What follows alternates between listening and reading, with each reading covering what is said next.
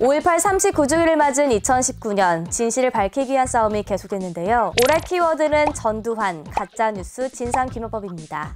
지난 11월이었죠. 알츠하이머 중병에 걸렸다는 전두환 씨가 강원도 홍천 골프장에서 포착됐습니다. 부인 이순자 씨 지인 등과 버젓이 골프를 치고 있었던 건데요. 우리 광주 5.18 학살 책임에 대해서 한 말씀 해주시죠. 광주하고 내하고 무슨 상관이 있어? 전 씨의 뻔뻔한 답변은 계속 이어집니다. 1,000억 원 넘는 추징금과 고액 세금 언제 납부하실 겁니까? 한 말씀 해주세요. 네가 좀 해주라. 동영상을 촬영한 이만솔 정의당 부대표는 전두환 씨의 드라이버샷은 호쾌했고 아이언샷은 정교했다. 나이가 무색할 정도로 굉장히 기력이 넘쳐 보였다고 묘사했는데요. 90에 접어드는 노인이라고는 믿기지 어려울 정도로 아주 건강하고 정정한 모습이었습니다. 정신적으로도 굉장히 또렷하고 맑은 정신을 유지하고 있음을 제가 한 10여 분간 가까이서 대화를 나눈 과정에서 아주 생생하게 느낄 수 있었습니다.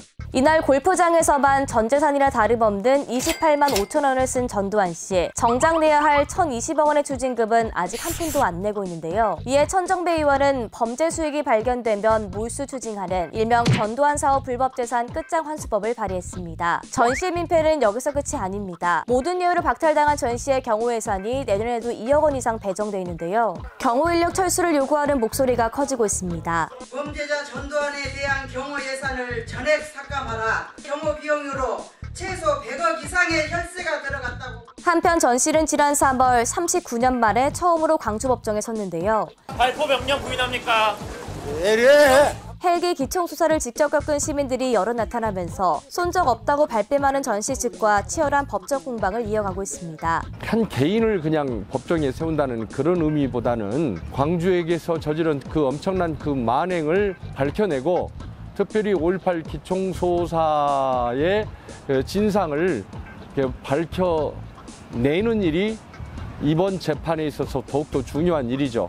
지난 5월 당시 미군 정보위원이었던 김용잔 씨와 505 보안부대 수사관이었던 허장환 씨는 전두환 씨가 광주에 내려와 사살 명령을 내렸다고 거듭 주장했습니다. 21일 점심시간 당시 헬기를 타고 왔습니다. 오후 1시 도청 앞에서 집단 사살이 이루어졌고 전두환의 방문 목적은 바로 사살 명령이었다고 생각이 듭니다. 호버링 스탠스 상태에서 사격을 하는 것은 실시간으로 명령을 받습니다.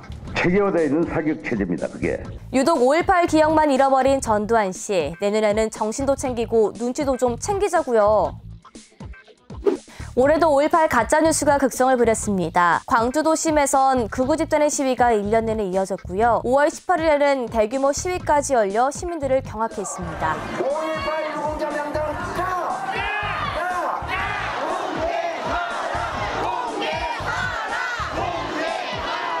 희생한 사람들에게 오히려 이렇게 추모해야 될 시간에 이게 뭔 행동인가. 이건 진짜 저희 대한민국의 수치라는 생각이 드네요. 문제는 극우 유튜버들이 이들의 시위 장면을 유튜브 라이브를 통해 중계하고 수천만 원의 부가 수익을 창출하고 있다는 건데요. 하지만 제재는 쉽지 않습니다. 유튜브가 해외 플랫폼 사업자이기 때문인데요. 현재 국회에선 가짜뉴스 처벌과 관련한 법안이 다수 발의돼 있지만 국회 통과 여부는 아직 불확실한 상황입니다. 강력히 제재를 하고 이행을 하지 않으면 삭제를 하거나 이렇게 제대로 하지 않으면 징벌적 과징금을 물려야 된다 이렇게 생각합니다. 한편 5.18 당시 북한군이 개입했다고 억지 주장을 한 지만원 씨는 손해배상 소송에서 패소해 두 차례에 걸쳐 억대 손해배상금을 물어내기도 했죠. 지 씨의 주장이 역사 왜곡이라는 법원 판결이 잇따르면서 5.18을 둘러싼 가짜뉴스들도 바로 잡힐 수 있는 계기가 되지 않을까 주목됩니다. 그럼에도 5.18 가짜뉴스에 혹하시는 분들 계실 텐데요. KBC가 공들여 만든 5.18 가짜뉴스 바로잡기 시리즈 그리고 5.18 기념재단의 채널 5.18TV가 있습니다. 진실을 알고 싶으신 분들은 지금 바로 클릭 고! 여러분 축하해주세요. 5.18 진상규명위원회가 내년에 출범할 가능성이 높아졌습니다. 조사위원 자격 요건에 군인으로 20년 이상 복무한 사람을 추가하려고 지금까지 지체되고 있었던 건데요. 지난 1월 자한당은 자격이 안 되는 인물들을 위원으로 추천시켰습니다. 이에 대통령은 재추천을 요구했지만 계속 미루면서 구성 논의 자체를 지연시켰죠. 지난 2월엔 자한당이 주최한 공청회에서 여러 의원들이 망언을 내뱉었는데요. 5.18 유공자라는 이상한 괴물 집단을 만들어내면서 우리의 세금을 축내고 있습니다. 북한군 개입 반폭동이었다 하는 것을 밝혀내야 됩니다. 새 의원 모두 제명하라는 사회 각계각층의 요구가 무색하게 두 의원에 대한 징계는 경징계에 그쳤습니다. 우여곡절 끝에 출범할 진상규명이 할 일도 많습니다. 국군에 의한 반인권적인 행위에 대한 전면적인 조사, 왜곡, 조작 그 부분을 밝혀내는 일입니다. 이 5.11 연구위원회가 어느 규모로 어떤 내용으로 허위 사실을 말하자면 날조했는지에 대해서 밝혀내는 일. 어느덧 40주기를 앞둔 5.18 민주화 운동, 5월의 정신은 한국을 넘어 세계로 이어지고 있는데요. 홍콩 시민들은 80년 광주에서 용기를 얻어 민주화 시위를 벌이고 있습니다. 임을 위한 행진곡을 따라 부르는 시민들의 모습은 잔잔한 감동을 선사합니다.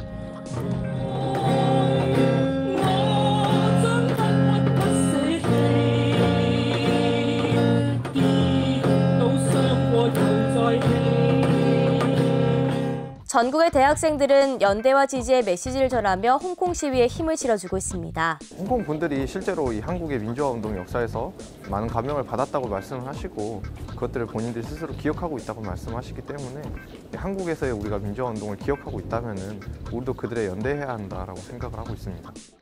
다가오는 2020년 진상규명 활동, 옛 도청보건 사업, 전두환 재판 등 굵직한 이슈들이 이어지는데요. 우리의 자랑스러운 5.18 민주화 운동의 진실을 바로 알리고 그 정신을 세계인과 공유할 수 있도록 우리 모두의 적극적인 참여와 관심이 필요합니다. 여러분 모두 함께해 주실 거죠?